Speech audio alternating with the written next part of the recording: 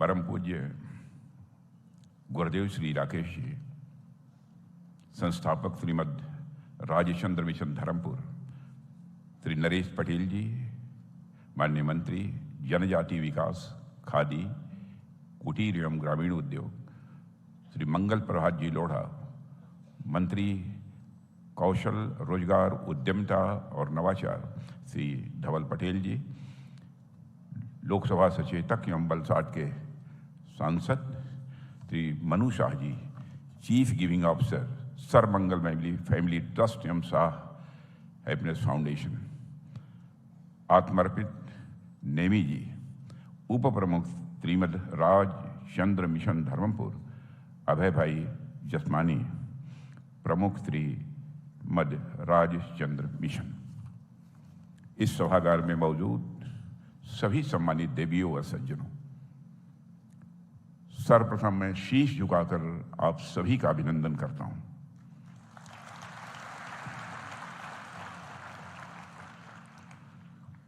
और आज जब आत्मर्पित नेमी जी मेरे बारे में बोल रहे थे, ये संचालिका जो थी उनका क्या नाम था?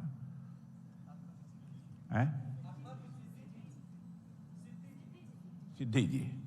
और सिद्धि जी भी जब बोल रही थी तो मुझे बहुत बढ़ा चढ़ाकर आप लोगों के सामने उन्होंने प्रस्तुत करने की कोशिश की है। बहुत सारे शब्दों के अलंकारों का प्रयोग करके मुझे अलंकृत कर विभूषित कराने की कोशिश की है। लेकिन देवियों सज्जनों, हमको जीवन के इस यथार्थ को समझना चाहिए कि मनुष्य जीवन में अलंकारों से अलंकृत होकर कभी विभूषित नहीं हो सकता। मनुष्य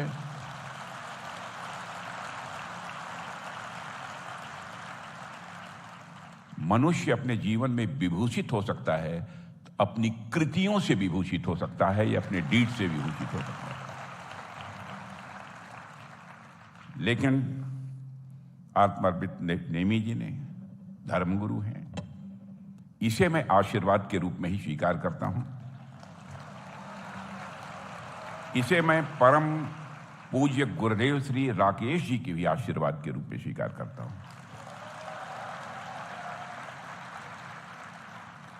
और जब से मैं इस परिसर में आया हूं तो मैं बहुत ज्ञानी नहीं हूं, आध्यात्मिक ज्ञान भी मेरा नहीं है, लेकिन जब से मैंने इस परिसर में आया हूं, मैं कुछ अजीबोगरीब एक वाइब्रेशन महसूस कर रहा हूं।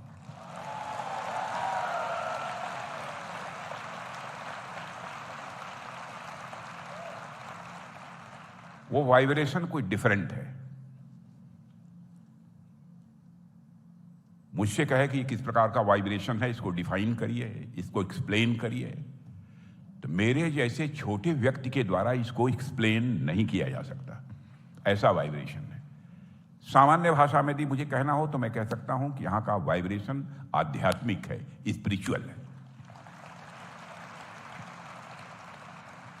अब आप कहेंगे कि आध्यात्मिक और स्पिरिचुअल क्या होता है? मैं जानता हूं कि आप सब ज्ञानी लोग बैठे हैं।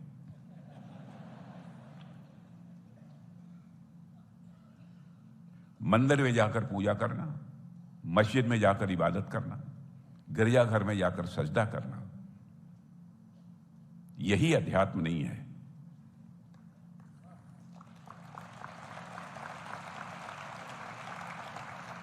मेरे जैसा अदना सा व्यक्ति तो यह मानता है कि मन का एलिवेशन, मन का उन्मन होना, मन का बड़ा होना, यही अध्यात्म है।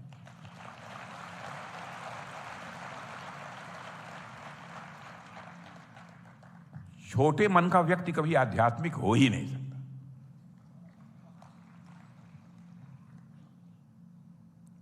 परम पूज्य गुरुदेव जी जो रहे हैं, जिनके कृपा से आज आप इतना बड़ा विस्तार इस केंद्र का हम देख रहे हैं, और जिनके आशीर्वाद से, पूज्य गुरुदेव श्री राकेश जी के आशीर्वाद से जो संस्था चल रही है, कल्पना करिए कितना बड़ा बन रहा होगा।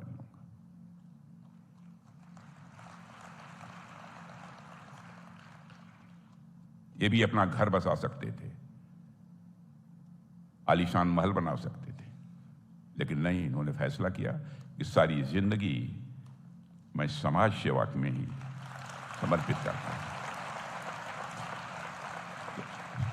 यही लोग ये छोटे मन के नहीं हैं, ये बड़े मन के हैं, इसलिए ये आध्यात्मिक हैं, इसीलिए ये स्पिरिचुअल हैं।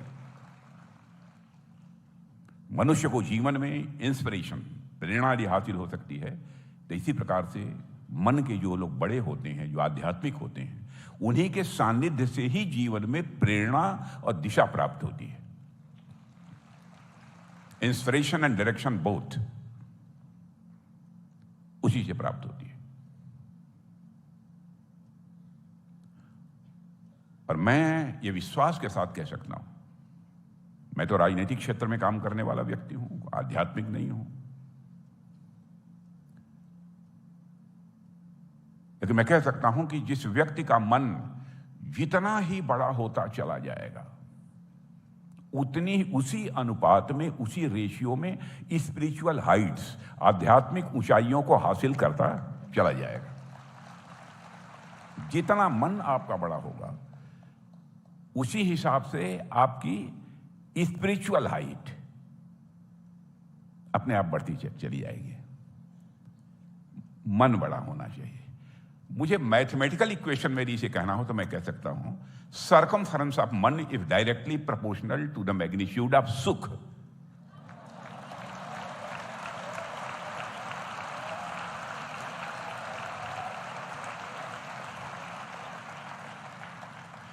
छोटे मन का व्यक्ति कभी जीवन में सुख नहीं प्राप्त कर सकता, कभी नहीं कर सकता।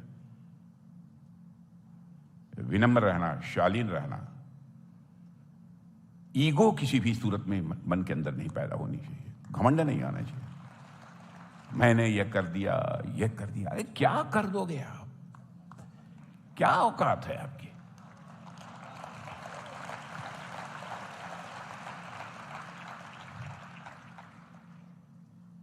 करने वाला तो है कहीं इस यूनिवर्स में, इस ब्रह्मांड में,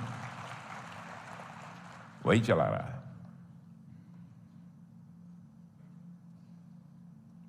तो देवियों सज्जनों, मैं यही कहना चाहूंगा, प्रयत्न करना चाहिए, साधना करनी चाहिए ताकि हमारा मन बड़ा होता चला जाए।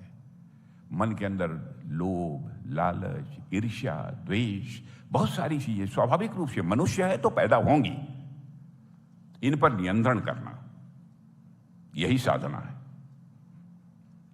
यही साधना है, इन पर नियंत्रण करना। और जितना ही आप नियंत्रित करते चले जाओगे, आपको सुख, आनंद की अनुभूति होगी, और एक दिन परमानंद, जिसे परमात्मा कहते हैं, उसकी प्राप्ति आपको हो जाएगी।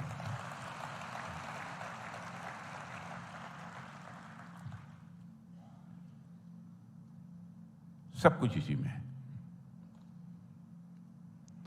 और अहंकार यदि पैदा हो गया तो हा के ऊपर लगा हुआ जो पॉइंट है, इतना डेंजरस होता है कि इस पॉइंट को किसी भी नंबर के पहले लगा दीजिए, उस नंबर की वैल्यू कम हो जाएगी।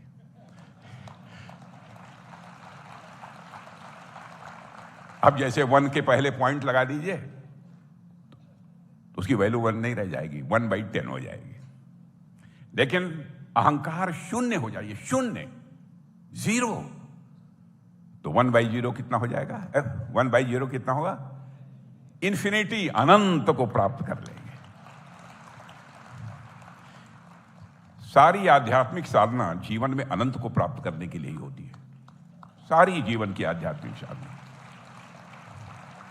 अनंत को, परमानंद को प्राप्त करने के लिए होती है।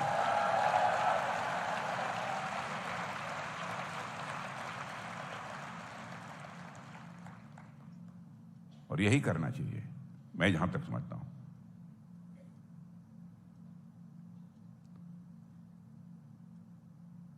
और मन यदि ठीक रहा, चरित्र भी ठीक होगा। एक बार स्वामी विवेकानंद जी किसी धार्मिक सम्मेलन में, कहीं मैं ज्यादा नहीं बोल रहा हूं, एक बार स्वामी विवेकानंद जी किसी धार्मिक सम्मेलन में गए थे विदेश में। आप जानते हैं बाहर जाया करते थे, तो उनके ढीले ढाले ड्रेस को जब देखा लोगों ने, गेरुआ वस्त्र पहने हैं, ये बांधे हैं, और वहां पर सूटेड बूटेड सब सारे लोग बैठे थे। जो दूसरे ड्रेस में भी बैठे थे एकदम बिल्कुल प्रॉपर उनकी ड्रेस थी। तो किसी ने मुस्कराया और वह एक प्रकार से व्यंग्यात्मक मुस्कान थी। समझ गए स्वामी विवेकानंद कि हमारे ड्रेस को देखकर ये मुस्कुरा रहे हैं।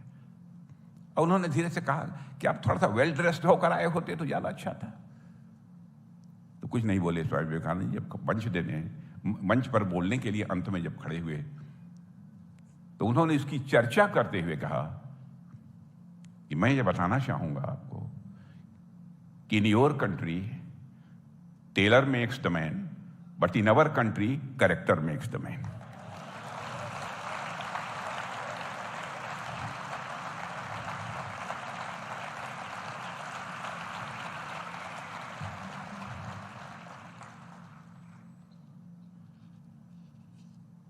इसलिए इस प्रकार के आश्रमों में आने का एक अपना महत्व होता है। और सचमुच इस आश्रम में आकर मुझे केवल सुखद अनुभूति ही नहीं हुई है, बल्कि आध्यात्मिक अनुभूति हुई है। इस आश्रम का जहां तक प्रश्न है, आप सब जानते हैं कि यह आश्रम एक महान परंपरा का वाहक है। महान परंपरा का वाहक है। हजारों वर्ष से यह परंपरा चली आ रही है और आप सब सौभाग्यशाली हैं कि इस प्रकार की महान परंपरा से जुड़ने का आपको अवसर प्राप्त हुआ है। आज मुझे परम कृपालु देव श्री रामचंद्र जी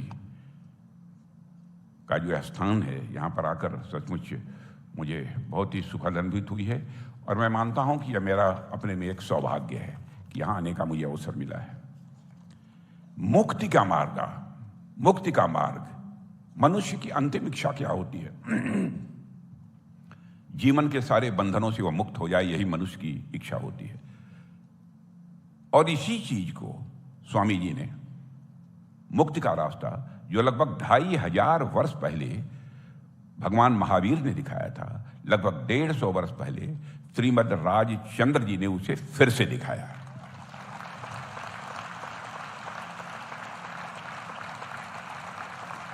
और उन्होंने,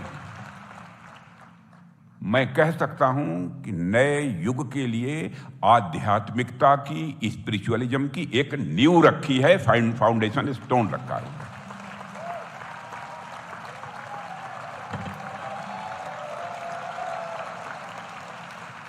और उनके द्वारा लिखा गया आत्मसिद्धि शास्त्र आज भी हम जैसे लोगों का मार्गदर्शन करता है। आज भी केवल हम ही लोगों का नहीं, उनका जो आत्मसिद्धि शास्त्र है पूरे विश्व का मार्गदर्शन कर सकता है। मैं महान संत, कवि, दार्शनिक एवं समाज सुधारक श्री राजचंद्र जी की पावन स्मृति को शीश झुकाकर विनम्रता पूर्वक नमन करता हूं। और देवीय सज्जनों, 2022 में प्रधानमंत्री मोदी जी ने Shrimad Rajchandra Sarvamangal centre of excellence for women का वर्चुअल शिलान्यास यहाँ किया था। और आज गुरु जी ने, परम पूज्य गुरुदेव श्री राकेश जी महाराज ने आज इसका उद्घाटन करने का मुझे अवसर प्रदान किया है। मैं अपना सौभाग्य मानता हूँ। मुझे बताया गया है कि यह सेंटर 11 एकड़ में फैला हुआ है और यहाँ एक ही छत के नीचे स्किल डेवलपमेंट, कौशल विकास, आजीविका और नेतृत्व विकास आदि के लिए महिलाओं को सहायता प्रदान की जाती है और भविष्य में भी की जाएगी। मैं मिला हूँ जो हमारी आदिवासी बहनें, बेटियाँ यहाँ काम कर रही थी। मैं सचमुच वहाँ पर अभिव्यक्त नहीं कर पाया, एक्सप्रेस नहीं कर पाया, लेकिन मैं बहुत ही इमोशनल हो गया था उनको देखने के बाद, बहुत ही भावुक हो गया था। और उनके चेहरे पर मुस्कान, क्या बात।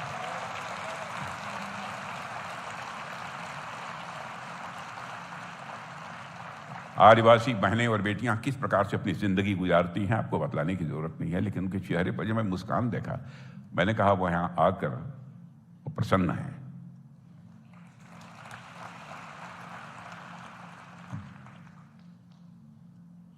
मैं समझता हूं कि उनकी कैपेसिटी बिल्डिंग की जा रही है। जो बहुत ही श्रेष्ठ कार्य है। उन्हें पारंपरिक शिल्प से लेकर आर्टिफिशियल इंटेलिजेंस जैसे हमको बतलाया हमारे स्वामी आत्मार्पित नवी जी ने कि आर्टिफिशियल इंटेलिजेंस जैसे क्षेत्रों में भी उनको प्रशिक्षण दिया जा रहा है। मुझे आश्चर्य हुआ।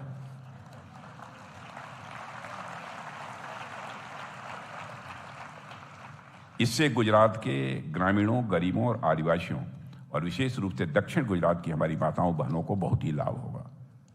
और मैं तो एक हाथ जोड़कर विनम्रतापूर्वक स्वामी जी मैं निवेदन करना चाहूंगा कि आप गुजरात तक ही सीमित मत रखिए इस आश्रम को।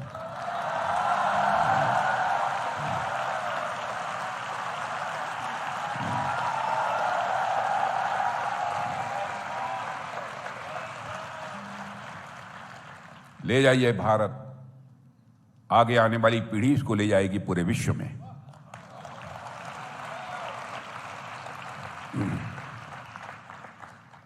मैं समझता हूं कि हमारी माताएं बहनें जो भी हमारी बेटियां यहां काम कर रही हैं वह केवल सशक्त ही नहीं होंगी बल्कि वह आत्मनिर्भर भी होंगी। आत्मनिर्भर होंगी, आत्मनिर्भर होंगी, अपने तरीके से आध्यात्मिक चिंतन करने का उन्हें अवसर भी प्राप्त होगा, समय भी मिलेगा। और मेरे बहनों भाइयों, महिलाओं ने यह सिद्ध कर दिया है कि जब भी उन्हें समान अवसर मिले हैं उन्होंने पुरुषों के बराबर या उनसे बेहतर काम किया। और यह मैं आज की बात में, आप लोगों ने ताली नहीं बजाई, उधर तो बजे।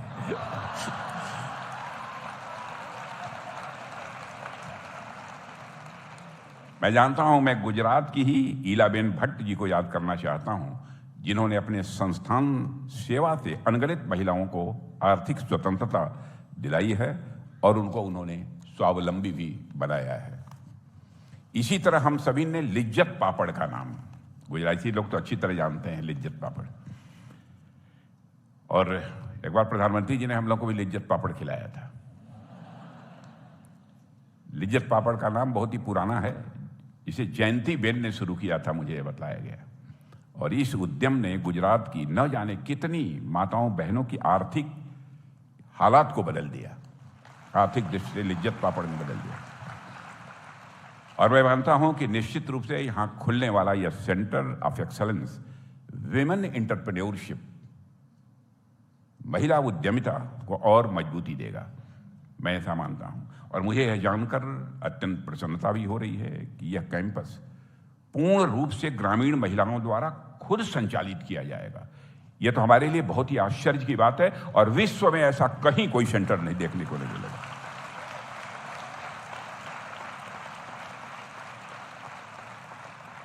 और स्वामी जी, इस सोच के लिए मैं शीश झुकाकर आपका अभिनंदन करता हूं।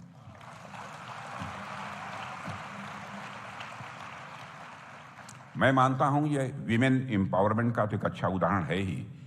विमेन लेड डेवलपमेंट यानी महिलाओं के नेतृत्व का विकास जिसे कहते हैं, का भी अपने में विमेन लेड डेवलपमेंट का भी एक बहुत ही यह बेहतरीन उदाहरण है। महिला सशक्तिकरण के सामाजिक और आर्थिक दोनों पहलू होते हैं। सामाजिक भी होता है महिला सशक्तिकरण का, ताकि समाज में उनको सम्मान मिले, आर्थिक दृष्टि से भी मजबूत हों। सामाजिक और आर्थिक दोनों ये पहलू होते हैं। और मैं मानता हूं कि यह कैंपस आर्थिक सशक्तिकरण के साथ साथ सामाजिक सशक्तिकरण को भी बढ़ावा दे रहा है। जब यहां ट्रेंड महिलाओं द्वारा बनाए गए जो प्रोडक्ट्स होते हैं वैश्विक बाजारों तक पहुंचेंगे तो आत्मनिर्भर भारत की पहल जो हमारे प्रधानमंत्री ने चलाई है उसको काफी बल मिलेगा। और बार बार हमारे मोदी जी जो कहते हैं वोकल फॉर लोकल, मैं समझता हूं वोकल फॉर लोकल को भी बढ़ावा मिलेगा। और मैं कामना करता हूं, ईश्वर से प्रार्थना करता हूं कि यह सेंटर अपने मिशन में सफल सिद्ध न हो, केवल सफल सिद्ध ही न हो, बल्कि इस मिशन में पूरे विश्व का नेतृत्व करे। मैं गुरुदेव श्री राकेश जी महाराज को इस महान कार्य के लिए उनका पुनः अभिनंदन करता हूं, क्योंकि मैं शुभकामनाएं नहीं दे सकता हूं, मैं बहुत अदना हूं। मैं शुभकामनाएं नहीं दे सकता, उनका अभिनंदन ही कर सकता हूं। मैं उनका अभिनंदन करता हूं। और साथियों, श्रीमद राधचंद्र जी के पद चिन्हों पर चलते हुए गुरुदेव श्री राकेश जी ने समाज सेवा और आध्यात्मिकता के क्षेत्र में जो किया है वह अभूतपूर्व है, जो कर रहे हैं वह भी अपने में अभूतपूर्व है। और गुरुदेव श्री राकेश जी ने श्रीमद रामचंद्र मिशन धर्मपुर की स्थापना करके भगवान महावीर की शिक्षाओं को विश्व भर में फैलाने का एक अभियान प्रारंभ किया है। और श्रीमद रामचंद्र जी के ज्ञान प्रवाह को सदैव जारी रखा जाए, यह उनका सोच है, यह उनकी विचार है। गुरुदेव श्री राकेश जी द्वारा किए जा रहे यह सब सारे कार्य मानवता की शांति और समरसता, मानवता को शांति और समरसता की ओर ले जाने के लिए समर्पित हैं। मैं ऐसा मानता हूं। श्री राकेश जी के सभी कार्य श्रीमद रामचंद्र जी को जहां पर सच्ची श्रद्धांजलि भी है, वहीं पर उनकी लीगेसी भी जीवित रखने का वह काम कर रहे हैं। देवियों और सज्जनों, श्रीमद रामचंद्र जी के व्यापक धर्म ज्ञान और चारित्रिक बल से अभी अभी आपने देखा होगा, इसमें जब वो वीडियो चल रही थी, महात्मा गांधी उनके धर्म ज्ञान और चारित्रिक बल दोनों से बहुत ही प्रभावित थे, बहुत प्रभावित हुए थे। और उन्होंने कहा कि स्वामी रामचंद्र जी के साथ बैठने के बाद एक हमको भी प्रेरणा प्राप्त हुई है, स्वयं महात्मा गांधी ने कहा है। श्रीमद राजचंद्र जी को महात्माओं का महात्मा भी कहा जाता है। देवियों और सज्जनों, उनसे पहली भेंट में ही गांधी जी को पता लग गया था कि वो अत्यंत चरित्रवान और ज्ञानी पुरुष हैं, और केवल चरित्रवान और ज्ञानी पुरुष ही नहीं हैं, बल्कि वो आध्यात्मिक पुरुष भी हैं। गांधी जी के जीवन में अहिंसा के मूल्य का विकास में श्रीमद राजचंद्र जी का एक बहुत बड़ा कंट्रीब्यूशन है। और गांधी जी ने अपनी जीवनी में इस बारे में लिखा है। जो गांधी जी ने लिखा है उसी को मैं पढ़ देना चाहता हूं, उसी को मैं आप सबके समक्ष पढ़ना चाहता हूं। गांधी जी ने लिखा है उनके बारे में, जिस पर मैं मुग्ध हुआ था वह था उनका गंभीर शास्त्र ज्ञान, उनका शुद्ध चरित्र और आत्मदर्शन की उत्कट लगन। आत्मदर्शन, इंट्रोस्पेक्शन। और बाद को मैंने पाया कि वह आत्मदर्शन के लिए ही जीते थे। ऐसे ही लोग आध्यात्मिक कहे जाते हैं, और गांधी जी के जीवन में दक्षिण अफ्रीका प्रवास के दौरान एक ऐसा भी समय आया जब ये गहरे आध्यात्मिक और वैचारिक उथल पुथल से गुजर रहे थे।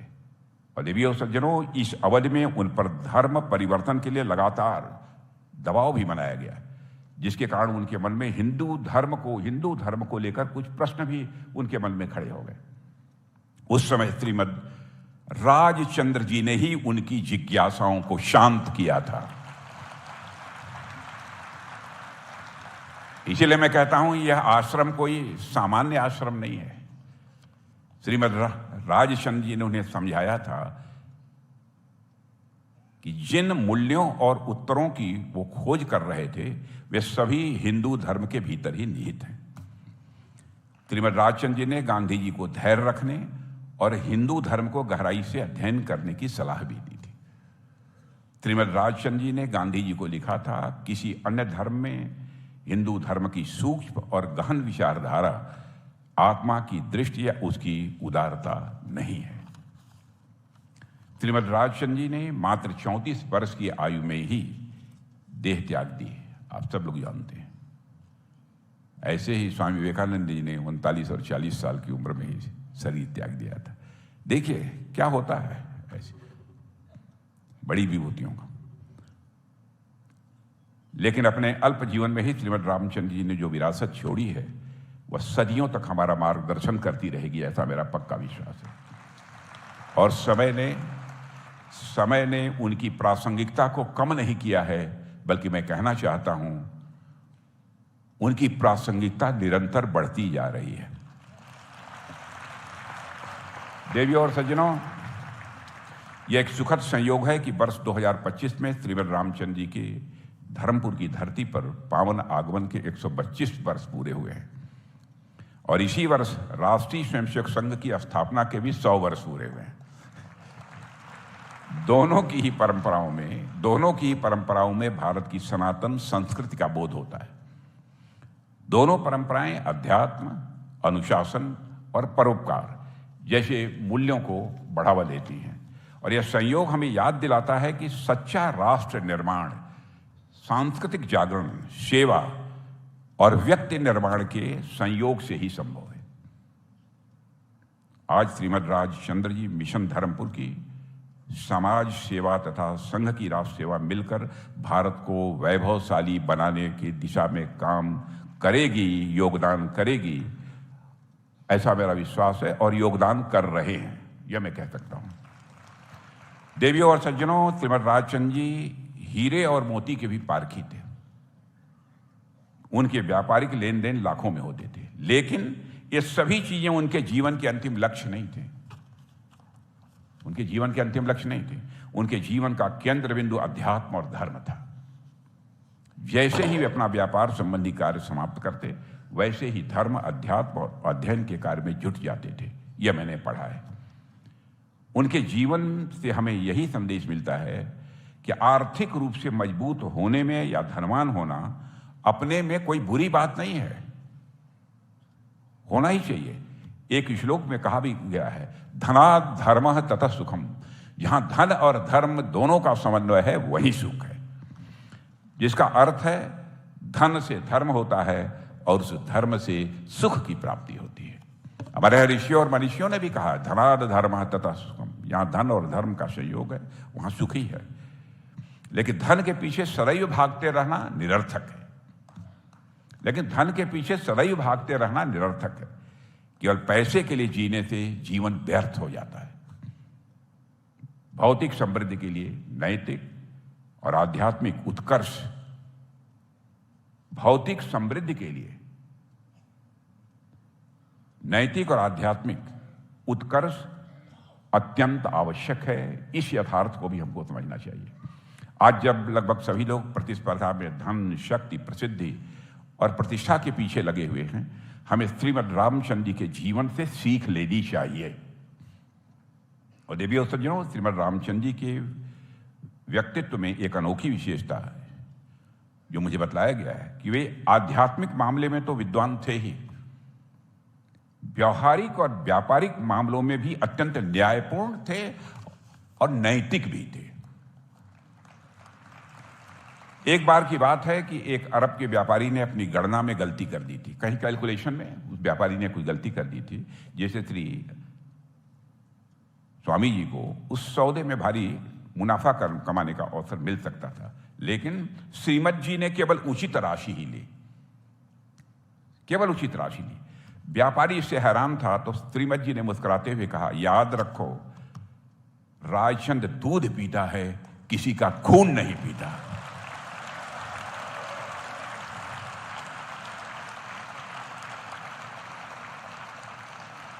ये छोटी सी घटना श्रीमद जी के चारित्रिक और नैतिक सुंदरता को उजागर करती है। वे व्यापार में भी उतने ही सिद्धांतवादी थे जितने कि धार्मिक मामलों में सिद्धांतवादी थे। श्रीमद राजचंद्र जी का जीवन यह संदेश देता है कि धन कमाने का तरीका भी न्यायपूर्ण होना चाहिए। यह अति आवश्यक है, यह कहा है राजचंद्र जी ने। देवियों सज्जनों, श्रीमद राजचंद्र जी के आशीर्वाद और पूज्य गुरुदेव श्री राकेश जी के मार्गदर्शन में धर्मपुर मिशन या समाज सेवा के कार्यों ने, जो भी यहाँ कार्य चल रहे हैं, इन कार्यों ने जन आंदोलन का रूप ले रहा है और ले लेगा पूरे भारत में, पूरे विश्व में, ऐसा मेरा विश्वास है। और मुझे यह भी बतलाया गया है कि इस मिशन द्वारा शुरू किए गए Shrimad Ramchandra love and care initiative ने 2 करोड़ से अधिक लोगों के जीवन को प्रभावित किया, यह मुझे बतलाया गया। और इस मिशन द्वारा स्वास्थ्य, शिक्षा, महिला सशक्तिकरण, आदिवासी कल्याण, पर्यावरण संरक्षण तथा आपदा राहत जैसे क्षेत्रों में किए गए सेवा कार्य समाज और लोगों के जीवन को लगातार वो बेहतर बना रहे हैं। और मैं मानता हूं कि ये पूज्य गुरुदेव जी श्री राकेश जी के अध्यात्म की शक्ति है जो उन्हें इन सभी परोपकारी कार्यों को करने के लिए प्रेरणा देती है। इससे यह भी पता चलता है कि आध्यात्मिकता की वास्तविक उपयोगिता समाज से अलग रहकर शांत बने रहने में नहीं है। मैं फिर से दोहराना चाहता हूं, इससे यह भी पता चलता है कि आध्यात्मिकता की वास्तविक उपयोगिता समाज से अलग रहकर शांत बने रहने में नहीं है। आध्यात्मिक शांति की वास्तविक उपयोगिता एक स्वस्थ, सशक्त और समृद्ध समाज तथा राष्ट्र का निर्माण करने में ही है। अध्यात्म से सिर्फ आत्मज्ञान ही नहीं होता है, अध्यात्म से सिर्फ आत्मज्ञान ही नहीं होता है, बल्कि समाज सेवा की प्रेरणा भी आती है, क्योंकि मन जो बड़ा होगा वही आध्यात्मिक होगा। स्वाभाविक रूप से समाज की सेवा की प्रेरणा प्राप्त होती है। अहम का भाव नष्ट हो जाता है, वयम का भाव जग जाता है, करुणा का भाव जागता है, जियो और जीने दो का भाव जागता है।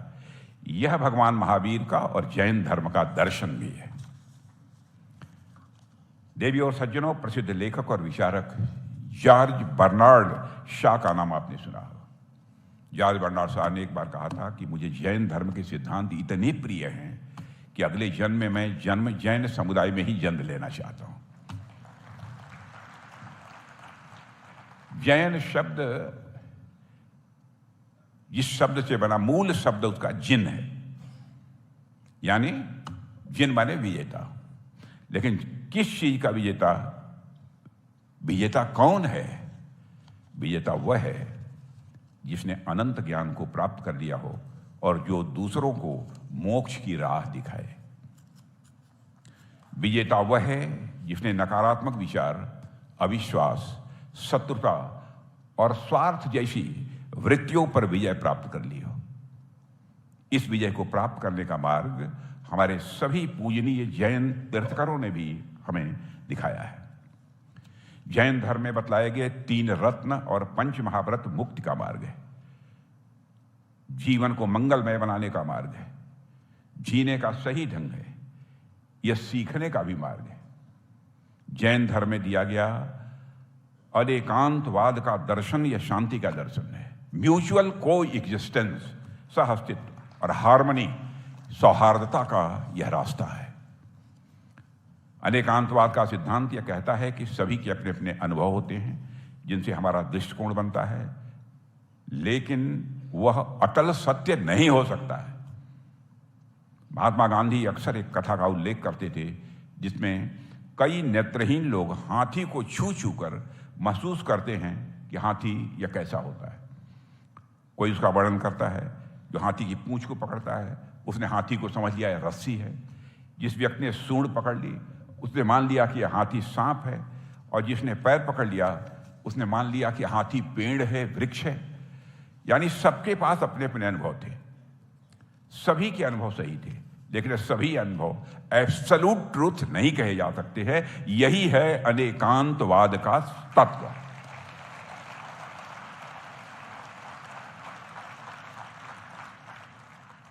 और देवियों और सज्जनों, अनेकांतवाद जो है यह उदारता को बढ़ावा देता है, उदार बनाता है, सहनशीलता के मूल्य को भी यह बढ़ावा देता है।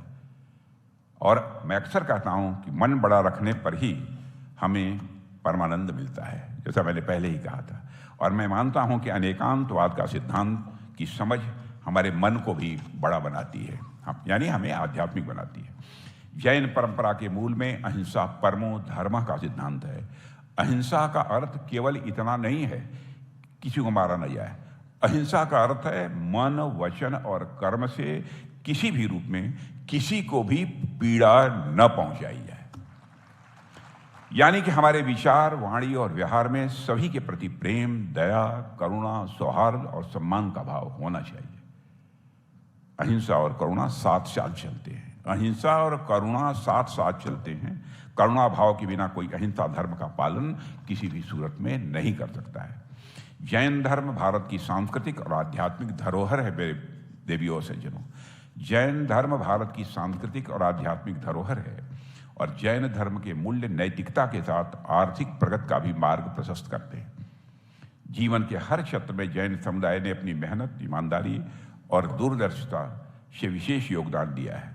चाहे वह फार्मास्यूटिकल सेक्टर हो, चाहे वह फिल्म इंडस्ट्री हो, चाहे टेक्सटाइल इंडस्ट्री हो, चाहे वह एविएशन सेक्टर हो, आर्ट्स हो या एजुकेशन सेक्टर, जैन समाज के निष्ठावान और अनुशासित लोगों ने अपनी एक विशेष पहचान बनाई है। जैन समाज का भारत की अर्थव्यवस्था में एक मेजर कंट्रीब्यूशन है। जैन समुदाय की हिस्सेदारी पूरे पॉपुलेशन में देखी जाए तो 0.5% है, फिर भी टोटल टैक्स कलेक्शन में उनका बहुत बड़ा योगदान है, बहुत बड़ा योगदान है। कुछ लोगों को यह बात अपरिग्रह के सिद्धांत के विपरीत लग सकती है, जिसका अर्थ है कि संचय नहीं करना चाहिए, ज्यादा धन इकट्ठा नहीं करना चाहिए, इसके विपरीत लग सकती है। लेकिन अगर सही और तार्किक ढंग से देखा जाए तो इसका और भी अर्थ हमें स्वाभाविक रूप से समझ में आ जाता है।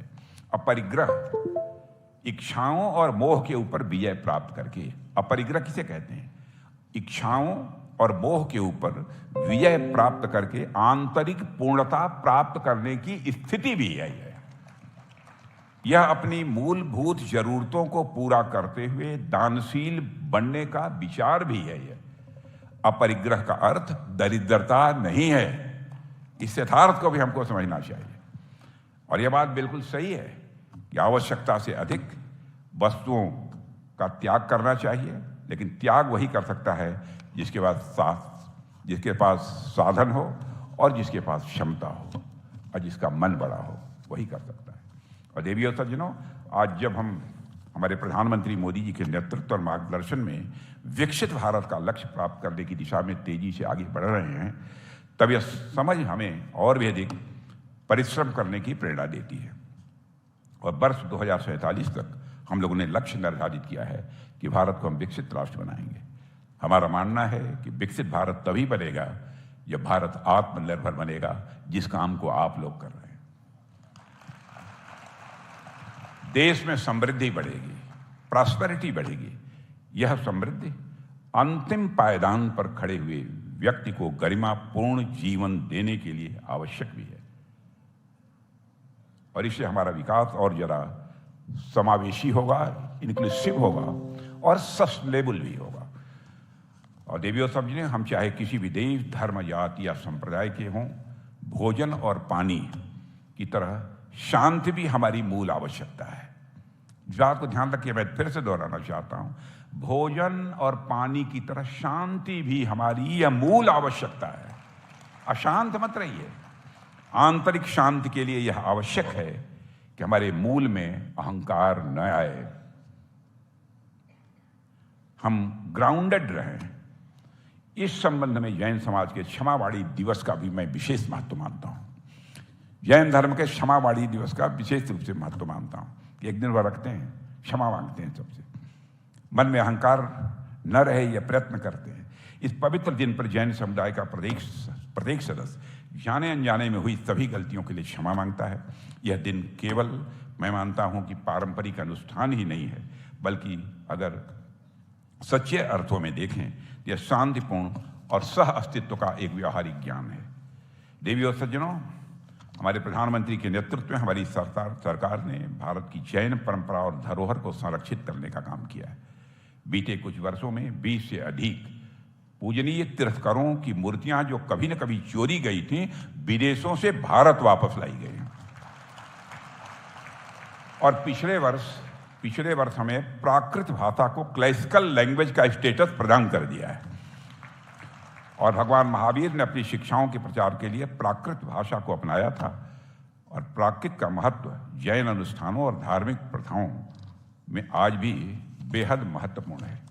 देवियों सज्जनों, अंत में मैं यही कहना चाहता हूं कि पूज्य गुरुदेव श्री राकेश जी द्वारा किए जा रहे कार्य यह कोई साधारण काम नहीं है, बल्कि एक नई चेतना की शुरुआत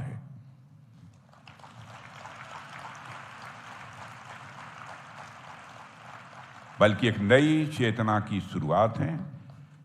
और मैं तो मानता हूं कि नए युग की एक नींव रखी जा रही है।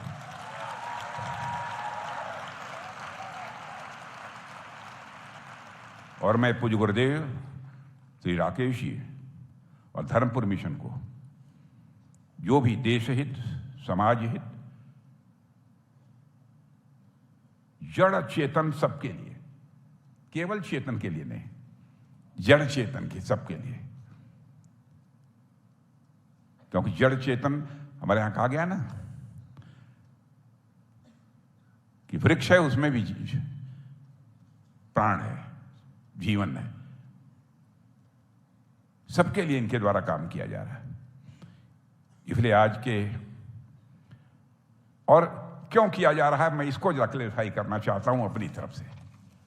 हमारे यहां देश के ऋषियों और मनीषियों ने कहा है कि यत पिंडे तत् ब्रह्मांडे, जो पिंड में है वही ब्रह्मांड में है, जो जड़ में है वही चेतन में है, जो सूक्ष्म में है वही बड़े मन विवर्त में है, जो मेरे में है वही तेरे में है।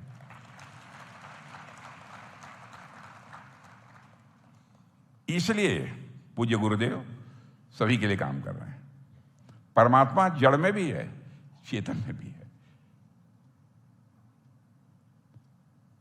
मैं इस अवसर पर इससे ज्यादा कुछ न कहते हुए, आप लोगों ने बहुत ही धैर्यपूर्वक मेरी बातों को सुना है, इसलिए पुनः एक बार मैं शीश झुकाकर आप सभी का अभिनंदन करते हुए और पूज्य गुरुदेव जी के प्रति भी हृदय से आभार व्यक्त करते हुए अपना निवेदन समाप्त